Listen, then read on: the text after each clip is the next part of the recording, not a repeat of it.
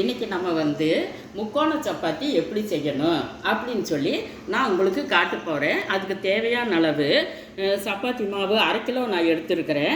அது வந்து ஒரு 1/2 ஸ்பூனு உப்பு எடுத்து வச்சுருக்கிறேன். உப்பு போட்டுக்கலாம்.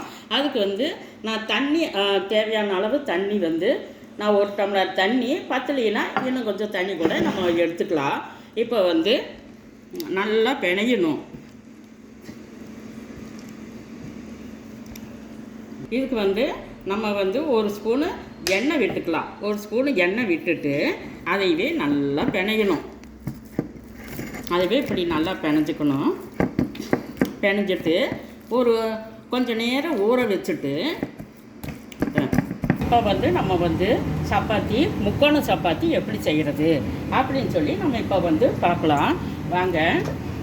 இதை வந்து நல்லா உருட்டிக்கணும். நல்லா அகலமாக உருட்டிக்கணும்.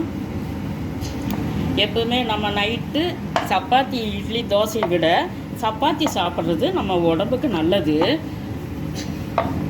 அது எண்ணெய் வந்து நம்ம நிறையா போடக்கூடாது. கொஞ்சம் லேசாக எண்ணெய் போட்டால் போதும். ஒரு சப்பாத்திக்கு ஒரு 1/4 ஸ்பூனு எண்ணெய் போட்டால் போதும். பாருங்கள், இப்படி நல்லா பெருசாக ரவுண்டாக உருட்டிட்டு இதை வந்து நம்ம வந்து இப்படி நாளாக மடிச்சுக்கணும். நாளாக மடிச்சுட்டு மறுபடியும் இப்படி உருட்டிக்கணும்.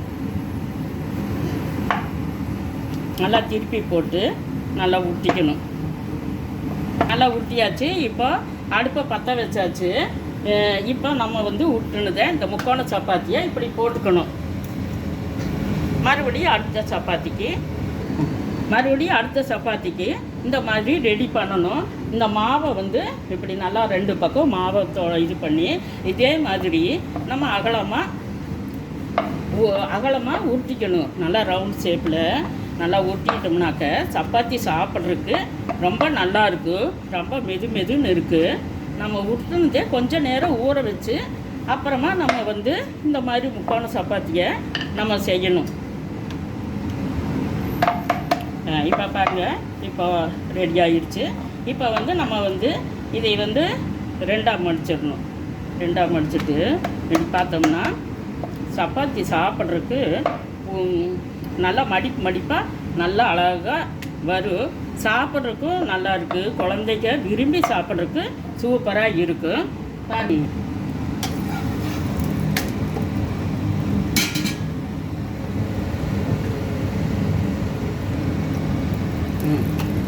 ஹலோ ஃப்ரெண்ட், இப்போ நான் வந்து 15 சப்பாத்தி 1/2 கிலோ மாவுக்கு நமக்கு வந்திருக்குது.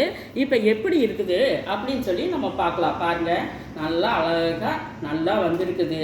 மடிப்பாக வந்திருக்குது பாருங்கள். இப்போ வந்து சாப்பிட்டுருக்கோம். சூப்பராக இருக்குதுங்க ஃப்ரெண்ட். இதே மாதிரி நீங்களும் செஞ்சு பாருங்கள். சூப்பராக இருக்குது.